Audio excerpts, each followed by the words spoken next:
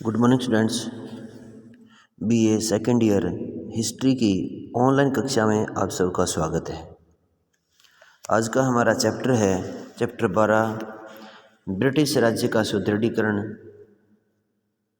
सहायक संधि और लैप्स की नीति, पंजाब व अवध का विलय। और आज हमारा इसका शेष भाग यानी चैप्टर रहेगा लॉर्ड डलहौजी की लैप्स की नीति। लॉर्ड हेस्टिंग्स के 1823 में त्यागपत्र देने के बाद लॉर्ड एम्स हर्स्ट कंपनी का गवर्नर जनरल बना, जो 1823 से 28 के बीच रहा। 1828 में वह लॉर्ड विलियम बेंटिक भारत में गवर्नर जनरल बनकर आया। वह उदारवादी दृष्टिकोण का व्यक्ति था। उसके बाद लॉर्ड मेटकॉफ 1835 से 36, उसके बाद लॉर्ड ऑकलैंड 1836 से 42 तक भारत के गवर्नर जनरल रहे। 1848 में लॉर्ड डलहौजी भारत में कंपनी का गवर्नर जनरल बनकर आया। लॉर्ड विलियम बेंटिक के बाद वह सबसे महत्वपूर्ण था। लॉर्ड डलहौजी की पहचान एक साम्राज्यवादी व सुधारक के रूप में थी। उसने अपने साम्राज्य की सीमा का विस्तार तथा सर्वोच्चता अपना मुख्य ध्येय रखा। उसने अपने विजित प्रदेशों को संगठित करने की दिशा में आवश्यक ध्यान दिया। उसने भारत के आर्थिक विकास के लिए भी कुछ सुधार किए। ये सुधार दूरगामी दृष्टि से भारतीय इतिहास में काफ़ी महत्वपूर्ण व निर्णायक साबित हुए। फिर भी वह भारतीयों से अपना सम्मान नहीं करा सका, क्योंकि वे उसकी साम्राज्यवादी नीति से दुखी थे। भारतीयों के मन में उसके प्रति असंतोष को उच्च स्तर पर ला दिया था। जब तक वह यहाँ रहा तब तक एक बारूद का ढेर एकत्रित हो गया था, परंतु उसकी कठोर नीति व कूटनीतिक सफलता ने इसमें विस्फोट नहीं होने दिया। जैसे वह भारत से गया तो उसके अंग्रेजों के विरुद्ध 1857 में क्रांति, विद्रोह अथवा स्वतंत्रता संग्राम हुआ। तो लॉर्ड डलहौजी एक साम्राज्यवादी गवर्नर था। उसने कंपनी का विस्तार करने के लिए कई ढंग अपनाए, जिनके दम पर वह भारत के अधिकतर हिस्से पर कंपनी का शासन स्थापित कर पाया। तो लॉर्ड डलहौजी की नीति इस प्रकार से है। उसने 4 प्रकार की नीति अपनाई। पहली विलय लैप्स का सिद्धांत यानी विलय की नीति, दूसरी युद्ध की, तीसरी कुशासन के आधार पर और चौथी अन्य साधनों के द्वारा।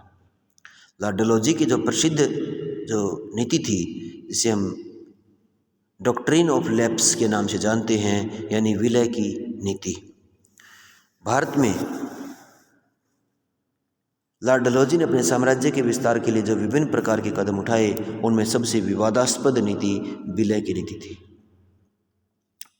भारत में हिंदू धर्म की परंपरा के अनुसार ऐसा कोई भी व्यक्ति जिसको संतान न हो, वह किसी अन्य व्यक्ति के पुत्र को गोद लेकर उसे अपना वारिस बना सकता है, तो वह उसकी हर प्रकार की संपत्ति तथा शक्ति का उत्तराधिकारी माना जाएगा। भारतीय राजवंशों में इस परंपरा का पालन किया जाता रहा है। इसके लिए स्थापित परंपरा के अनुसार निसंतान व्यक्ति अपने जीवन काल में ही इस प्रकार की औपचारिकता पूर्ति कर देता था। भारत में ईस्ट इंडिया कंपनी के प्रभाव में स्थापित होने के बाद भी इसका पालन निर्बाध रूप से होता रहा था। लेकिन और भारत में 3 प्रकार के राज्य थे। भारत में 3 प्रकार के जो राज्य थे वो थे स्वतंत्र राज्य, जिसका कंपनी से कोई संबंध नहीं था। मित्र राज्य, कंपनी इनके बारे में कोई हस्तक्षेप नहीं करती थी, यह मात्र विदेशी मामलों के बारे में ही सजग रहती थी। तीसरा आश्रित राज्य, ये पूरी तरह से कंपनी की अनुकंपा पर आधारित थे। अब इसके बाद लॉर्ड डलहौजी ने ये घोषणा की कि कोई भी जो राजा जिसकी अपनी संतान नहीं है, उसे पुत्र गोद नहीं ले सकता। यानी 1842 में कानून में थोड़ा सा परिवर्तन किया और ये स्पष्ट किया गया कि ऐसे राज्य जिनको अंग्रेजी राज्य का संरक्षण प्राप्त है को कंपनी के मुखिया से औपचारिक मान्यता लेनी होगी। इसका अर्थ ये लगा जा सकता है कि यदि कंपनी नहीं चाहेगी तो भारतीय शासक पुत्र गोद नहीं ले सकेंगे। इसके बदले में भारतीय अंग्रेजों ने कंपनी से संपर्क बनाया, तो कंपनी ने उन्हें यह कहकर शांत कर दिया कि यह मात्र एक औपचारिकता है। तो लैप्स की नीति तीसरी प्रकार के राज्यों अथवा आश्रित राज्यों पर पूरी तरह से लागू होती थी, जबकि दूसरी तरह के राज्य अर्थात मित्र राज्यों के पास उनके अंग्रेजों के साथ संबंधों की प्रकृति पर निर्भर था। उन्हें इसकी मान्यता दे या न दे, यह अधिकार कंपनी के पास था। वास्तव में कंपनी इसकी आज्ञा दे देती थी। पहली प्रकार के राज्यों से इस सिद्धांत का कोई लेना देना नहीं था। लेप्स की नीति के नियम के अनुसार यदि कोई भी राज्य अंग्रेजों पर आश्रित है या अंग्रेजों के प्रभाव में है का शासक निसंतान मर जाता है तो उसे पुत्र गोद लेने की आज्ञा नहीं होगी, बल्कि उसका अंग्रेजी राज्य में विलय कर लिया जाएगा। डलहौजी ने इस गोद निषेध कानून को लागू करने के लिए औपचारिक कदम उठाने का आदेश दिया। विलय की नीति का क्रियान्वयन। डलहौजी ने अपने आदेश के तहत इन राज्यों को अंग्रेजी राज्य में शामिल करने की घोषणा कर दी। सतारा के शासक की मृत्यु 1848 में हुई। मृत्यु से पूर्व उसने अपने एक पुत्र को गोद लिया हुआ था और उसने कंपनी के नियमों के अनुरूप पुत्र को मान्यता देने के लिए औपचारिक प्रार्थना पत्र भी दिया था। डलहौजी ने इसकी आज्ञा न देते हुए उसके उत्तराधिकारी के अभाव में सतारा को अंग्रेजी राज्य में मिला लिया। ये अंग्रेजों की इस नीति के तहत शिकार बनने वाला पहला भारतीय राज्य था। सतारा के बाद नागपुर का शासक राघव भी निसंतान था। उसने भी पुत्र गोद लेने का आवेदन किया था, परंतु 1853 में उसकी मृत्यु तक कंपनी ने उस पर कोई कार्रवाई नहीं की। राधे की मृत्यु के बाद विधवा रानी ने अपने एक निकट संबंधी यशवंत राव को गोद ले लिया, लेकिन उन्होंने मान्यता नहीं दी और नागपुर को अंग्रेजी राज्य में मिला लिया। इसके बाद झांसी से पहले पेशवा के राज्य का हिस्सा था, परंतु कंपनी ने उसे अलग करके रामचंद्र राव को यहाँ का स्वतंत्र शासक बना दिया गया। उसके बाद गंगाधर राव उसका उत्तराधिकारी बना। गंगाधर राव की मृत्यु भी दत्तक पुत्र की अनुमति प्राप्त हुए बिना 1853 में हो गई। रानी लक्ष्मीबाई ने आनंद राव को गोद लिया। डलहौजी ने उसको भी मान्यता न देते 1854 में उसे अंग्रेजी राज्य में मिला लिया। संबलपुर की रियासत का क्षेत्र वर्तमान उड़ीसा में है। यहाँ भोंसले रियासत का हिस्सा थी। 1849 में यहाँ के राजा की मृत्यु के बाद रानी ने पुत्र गोद लेने की बजाय स्वयं शासन अपने हाथ में ले लिया। उसने पुत्र गोद लेने के लिए आवेदन भी नहीं किया, परंतु डलहौजी ने रानी के जीते जिस राज्य को अंग्रेजी राज्य का हिस्सा बना दिया। अन्य राज्य थे जैतपुर, उदयपुर। डलहौजी ने करौली, उन सभी राज्यों को अपने में मिला लिया। उसकी इस बात से और हड़कंप मच गया जब इस बात की समाज में चर्चा हुई और लेप्स की नीति के पक्ष में तर्क। डलहौजी की कार्यप्रणाली के बारे में अध्ययन करके समीक्षा करने वालों में कुछ इतिहासकार ऐसे हैं जो उसका समर्थन करते हैं और कहते हैं कि न्यायोचित था। डलहौजी ने शासकों को धार्मिक तौर पर सामाजिक जीवन में पुत्र गोद लेने पर रोक नहीं लगाई, इसलिए यह धार्मिक व सामाजिक मामलों में हस्तक्षेप नहीं था। उन्होंने केवल राजनीतिक तौर पर यह निर्णय लिया था। अंग्रेजों पर आश्रित राज्य में अपनी कोई भी प्रशासनिक जिम्मेदारी नहीं निभाते थे। उनका सारा समय ऐश्वर्यता व विलासिता में बीतता था। डलहौजी ऐसे राज्यों की जनता को राहत देना चाहता था। आश्रित राज्य नाम मात्र के राज्य थे। कंपनी जब चाहती थी उन्हें अपने राज्य में मिला सकती थी। इस तरह से कंपनी ने एक नए कानून के तहत साम्राज्य का विस्तार कर लिया।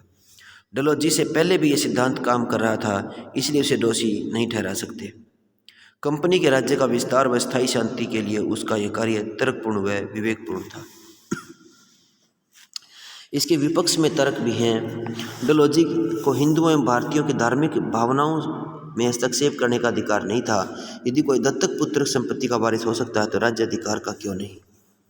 डलहौजी की इस नीति को सख्ती व तिरस्कारपूर्ण लागू किया। डलहौजी भारतीय शासकों पर आरोप लगाता था कि वे ऐश्वर्य विलासिता का जीवन बर्बाद करते थे। प्रशासन व जनता के हितों का ध्यान रखने का उनके पास समय नहीं था। ऐसे में वे लोग जनता में प्रिय कैसे हो सकते हैं। यह कहना डलहौजी से पहले ही की परंपरा प्रचलन में थी मात्र एक कुतर्क है, क्योंकि इससे पहले कभी ऐसा नहीं हुआ कि किसी भारतीय शासक ने पुत्र गोद लेने के लिए आवेदन किया हो और उसे उसकी आज्ञा न मिली हो। डलहौजी ने यह सिद्धांत केवल आश्रित राज्यों पर ही लागू किया, लेकिन सत्य है कि इससे पहले स्वतंत्र राज्यों को आश्रित राज्य भी बनाया। डलहौजी एक साम्राज्यवादी था। उसने ऐसा करते समय उचित व अनुचित का ध्यान नहीं रखा। दूसरा, डलहौजी की युद्ध की नीति थी। उसने अपनी सीमाओं का विस्तार युद्ध के माध्यम से भी किया। इसके लिए उसने मुख्यतः पंजाब व बर्मा के साथ युद्ध करना पड़ा। सबसे पहले दूसरा अंग्रेज सिख युद्ध। पंजाब का स्वतंत्र सिख राज्य महाराजा रणजीत सिंह के काल में काफ़ी शक्तिशाली था। रणजीत सिंह के अंग्रेज़ों के साथ मित्रतापूर्ण संबंध थे। 1809 में रणजीत सिंह व अंग्रेज़ों के बीच अमृतसर की संधि हुई। इस संधि के अनुसार सतलुज नदी दोनों के बीच सीमा निर्धारित हुई थी। जब तक रणजीत सिंह जीवित रहा तब तक अंग्रेज़ों ने उसके पंजाब राज्य के मामलों में हस्तक्षेप नहीं किया। उसकी मृत्यु 27 जून 1839 को हुई और उसकी मृत्यु के साथ पंजाब राज्य में आपसी फूट व षड्यंत्रों का बोलबाला हुआ। उसके उत्तराधिकारी खड़क सिंह की मृत्यु 1840 में हुई। इसके बाद शेर सिंह शासक बना और वह भी हत्या व षड्यंत्र का शिकार बन गया। 1843 में उसकी भी मृत्यु हो गई। 1843 में रणजीत सिंह का सबसे छोटा पुत्र दलीप सिंह शासक बना। उसकी माता महारानी जिंदा उसकी संरक्षिका बनी। महारानी ने सिख शक्ति षड्यंत्रों पर काबू पाने के लिए अंग्रेजों व सिखों के बीच झगड़े का वातावरण बनाया। अंग्रेजों को पंजाब की आंतरिक गतिविधियों में हिस्सा लेने का अवसर भी मिल गया। अंग्रेज पंजाब को जीतने की योजना बना रहे थे। इसी कारण सिख सेना से प्राय का विवाद चलता ही गया। 1844 में करोड़ फूट लुधियाना में रेजिडेंट बहाल हुआ तो तनाव के आसार बढ़ गए, क्योंकि काफ़ी उग्र गतिविधियां रखता था। अंग्रेजों की सतलुज नदी पर पुल बनाने की योजना ने युद्ध का वातावरण बना दिया। 1845-46 में पहला अंग्रेज सिख युद्ध हुआ, जिसमें सिखों की हार हुई। उन्हें लाहौर की शर्मनाक संधि करनी पड़ी। बदले में अंग्रेजों को पंजाब का काफ़ी हिस्सा मिल गया।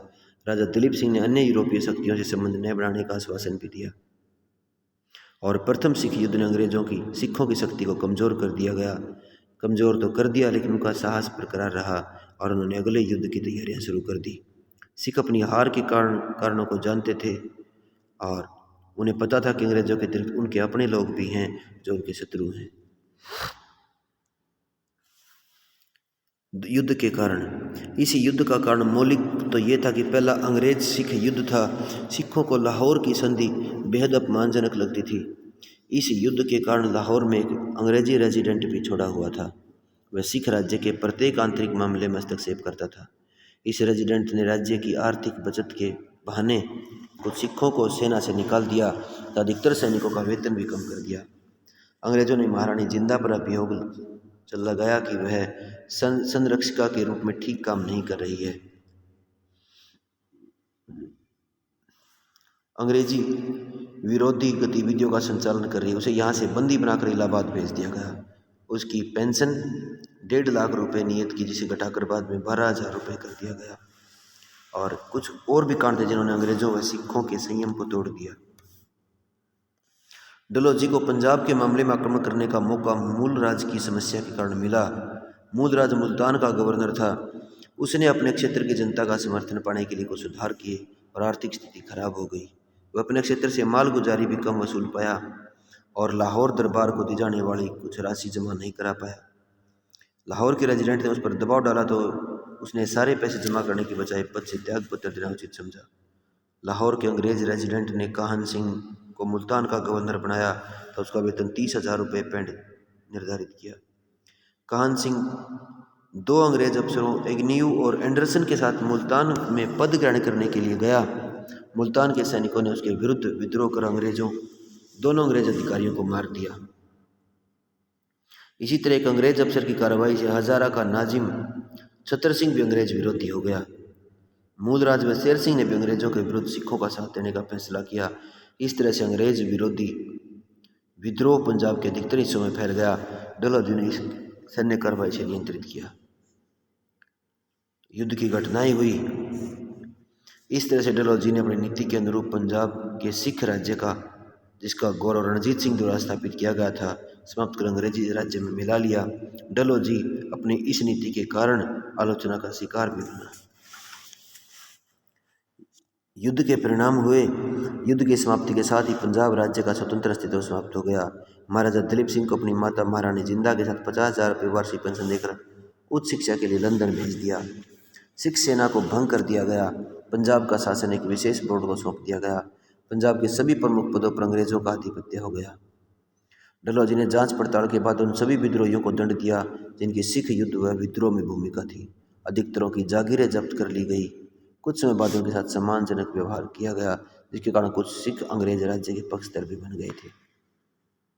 दूसरा आंग्ल बर्मा युद्ध। डलहौजी के शासनकाल में दूसरा आंग्ल बर्मा युद्ध भी हुआ। इससे पहले भी अंग्रेजों व बर्मा के बीच युद्ध हुआ था। यह युद्ध यादवों की संधि से समाप्त हुआ था। 1837 ईस्वी में बर्मा में नया शासक बना तो उसने संधि को मान्यता देने से इनकार कर दिया। उसने कंपनी के रेजिडेंट को भी बर्मा छोड़ने की बात कही थी। इसका कारण था कि बर्मा के साथ प्रथम युद्ध 1824-26 के बाद अंग्रेजों को बर्मा की कुछ व्यापारिक सुविधाएं प्राप्त हुई थी। अंग्रेज व्यापारी इन सुविधाओं का दुरुपयोग करते, जिससे बर्मा की सरकार को आर्थिक नुकसान होता था। बर्मा सरकार कई बार रेजिडेंट के माध्यम से अपनी शिकायत दर्ज करा चुकी थी, लेकिन कोई कार्रवाई नहीं होती देख अंग्रेज व्यापारियों पर अंकुश लगाना शुरू कर दिया। रेजिडेंट्स ने सब कुछ पता होते हुए अंग्रेजों का साथ दिया। भारत में गवर्नर जनरल की इच्छा थी कि बर्मा को पूरी तरह से अंग्रेजी राज्य में मिलाया जाए। मिलाए बिना इस क्षेत्र में फ्रांसीसी प्रभाव समाप्त नहीं किया जा सकता। अन्य कारण तो मात्र बहाना थे। मुख्य कारण अंग्रेजों की साम्राज्यवादी सोच ही थी। अंग्रेज व्यापारियों ने बर्मा की सरकार के साथ मनमुटाव के चलते हुए कपड़ा लकड़ी के विशेष व्यापार की आज्ञा मांगी। रंगून में बर्मा के गवर्नर ने उन्हें इसकी आज्ञा नहीं दी, तो अंग्रेज व्यापारियों का लाभ उतना नहीं हुआ जितना वो चाहते थे। उन्होंने ज्ञापन पत्र भेजा, जिसमें रंगून के गवर्नर को शिकायत की गई कि उनकी रक्षा के लिए कार्य करने के लिए कहा गया। इस ज्ञापन पत्र की भाषा इस प्रकार थी: उन्होंने बहुत लंबे समय तक बर्मा की सरकार के अत्याचार को सहन किया है और अब उसे बचाने का कर्तव्य गवर्नर जनरल का है। डलहौजी ने ज्ञापन पत्र मिलते ही कार्रवाई करनी शुरू कर दी। वह बर्मा की सरकार पर राजनीतिक दबाव भी चाहता था एवं उसे हड़पना भी चाहता था। अंग्रेजी सेना ने नौसेना के मुखिया लम्बहर्ट के नेतृत्व में एक समुद्री लड़ाकू जहाज रंगून भेज दिया। बर्मा का शासक अंग्रेजों से युद्ध नहीं चाहता था। उसने लम्बहर्ट को बातचीत के लिए बुलाया। लम्बहर्ट बर्मा के शासक के साथ भी अभद्र व्यवहार किया। 3 मांगे एक साथ शासक के सामने रखी। पहली ये कि अंग्रेजों को बर्मा सरकार लूट मार व व्यापार के लिए हर्जा न दे, क्योंकि उनको ठीक से व्यापार करने की आज्ञा नहीं मिली।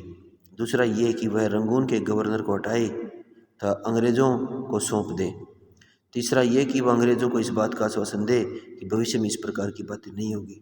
बर्मा का शासक लम्बहर्ट के व्यवहार से तो खिन्न था, फिर भी उसने रंगून के गवर्नर को पद से हटा दिया और लम्बहर्ट को समझाने का प्रयास किया कि बाकी समस्याएं धीरे धीरे सुलझा ली जाएंगी। लम्बहर्ट पर शासक की कार्रवाई का बात का कोई प्रभाव नहीं पड़ा। उसने रंगून की किलेबंदी कर बर्मा के जहाज़ों को डुबो दिया तो आदेश दिया कि यह सेना बर्मा के सभी प्रतिष्ठानों पर कब्जा कर ले। बर्मा का शासक इससे भयभीत हो गया और उसने लम्बहर्ट की सारी मांगें मान ली। अब डलहौजी ने उन बातों व शर्तों को मंजूरी देने से मना कर दिया। उसने शासक के साथ के 1 लाख पौंड हर्जाना मांगा। नए गवर्नर को बैठाने के लिए दबाव डाला। तब बर्मा के शासक को कहा कि उसे अंग्रेज रेजिडेंट का अपमान किया है, इसलिए उससे माफ़ी मांगे। बर्मा के शासक के लिए यह सब कुछ करना संभव नहीं था। डलहौजी ने बर्मा के विरुद्ध युद्ध की घोषणा कर दी। अप्रैल 1852 में युद्ध हुआ। ब्रिटेन की सेना ने अपना विजय अभियान मर्तबान से प्रारंभ किया। अंग्रेजी सेना ने जल्दी ही रंगून, बेसिन, पेगू पर अधिकार कर लिया गया। बर्मा का शासक अंग्रेजों से बहुत लंबे समय तक युद्ध चलाने की स्थिति में नहीं था और उसे समर्पण करना चाहता था। बर्मा की जनता ने अपने शासक मेडन की परवाह किए बिना अंग्रेजों का प्रतिरोध जारी रखा। 20 दिसंबर 1852 को अंग्रेज निर्णायक विजय में कामयाब रहे और अंग्रेजों ने पेगू यानी बर्मा का निचला भाग को अंग्रेजी राज्य में शामिल करने की घोषणा कर दी। इस राज्य से अंग्रेजों के पास चटगांव से लेकर के सिंगापुर तक सारा समुद्री तट उनके काबू में आ गया।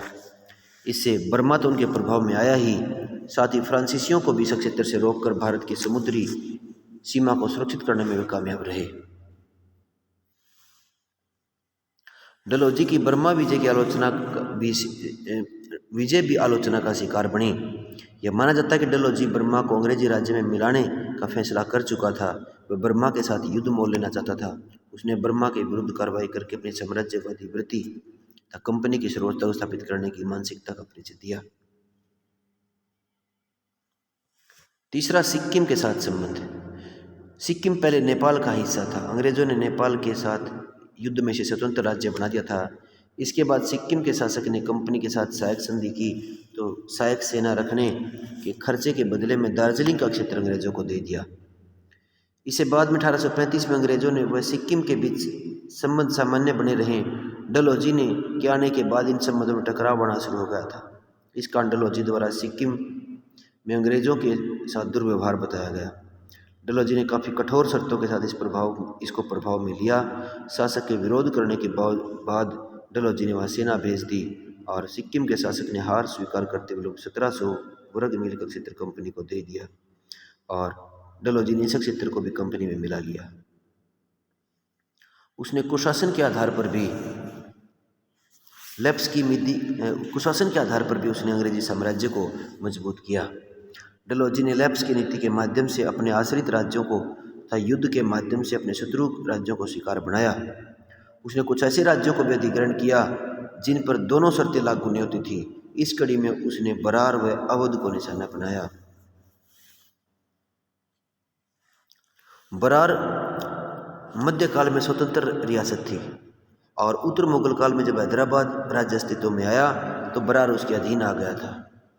हैदराबाद का निजामी क्षेत्र को कभी भी ठीक से प्रशासित नहीं कर पाया।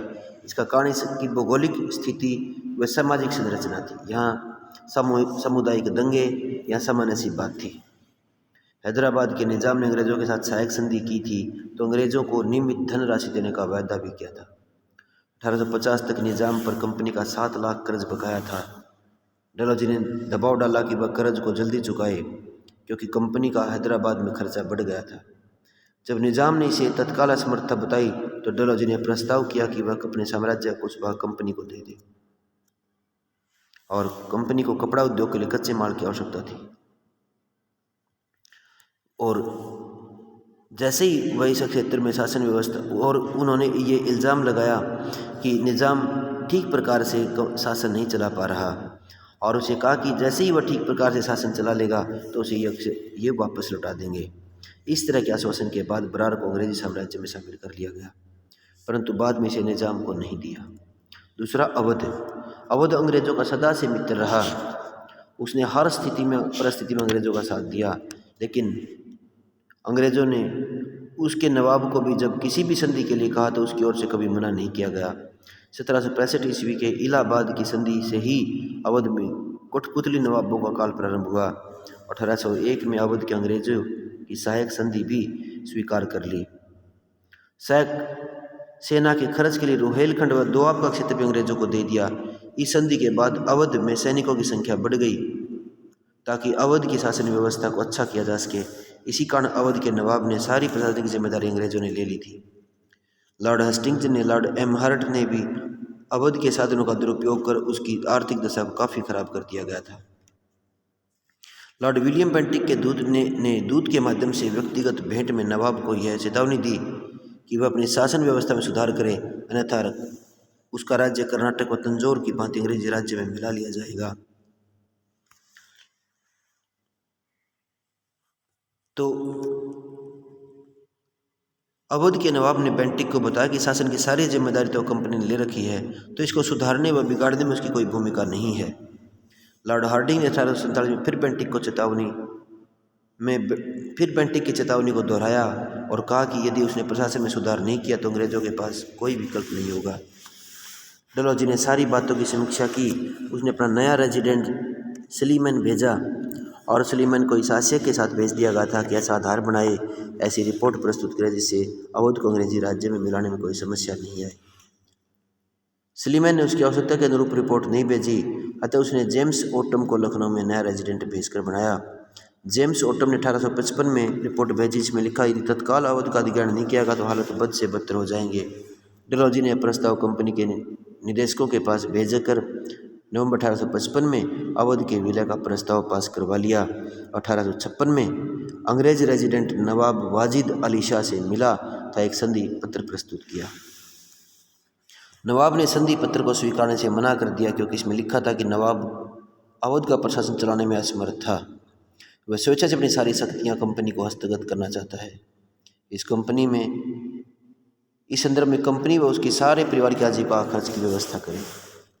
नवाब का मना करने के बाद भी डलहौजी ने अवध के विलय की औपचारिक घोषणा 13 अप्रैल 1856 में कर दी। अवध का विलय अंग्रेजी साम्राज्य की भूख की प्रकाष्ठा थी, क्योंकि अंग्रेजों के पास अवध के विलय के लिए कोई ठोस तर्क नहीं था। अन्य साधनों के द्वारा भी उसने अपनी साम्राज्यवादी प्रवृत्ति को अपनाया और कंपनी की सर्वोच्चता के लिए कार्य किया। उसने कर्नाटक पेशवा तंजौर को भी अंग्रेजी राज्य में साम दाम दंड भेद की नीति से अपना लिया गया। अंत में हम ये कह सकते हैं कि डलहौजी तो मुगल सम्राट के पद को भी समाप्त करना चाहता था लाल किले पर भी कब्जा करना चाहता था, लेकिन कंपनी निदेशक मंडल तथा ब्रिटेन की संसद ने इसकी मंजूरी नहीं दी, अन्यथा वह तो अपनी योजना के अनुसार काफ़ी कुछ करना चाहता था।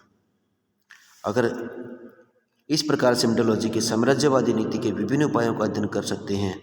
उसने अपने से पहले सभी गवर्नर जनरल के सिद्धांतों को अपनाकर भारत में ब्रिटिश राज्य को अंदर व बाहर से काफ़ी सुदृढ़ किया।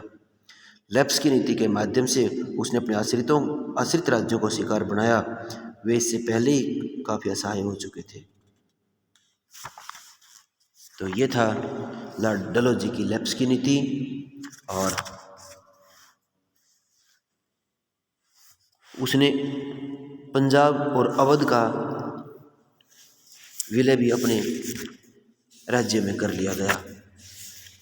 तो ये था हमारा चैप्टर ब्रिटिश राज्य का सुदृढ़ीकरण, सहायक संधि, लैप्स की नीति व पंजाब व अवध का विलय। इस वीडियो में इतना ही। धन्यवाद।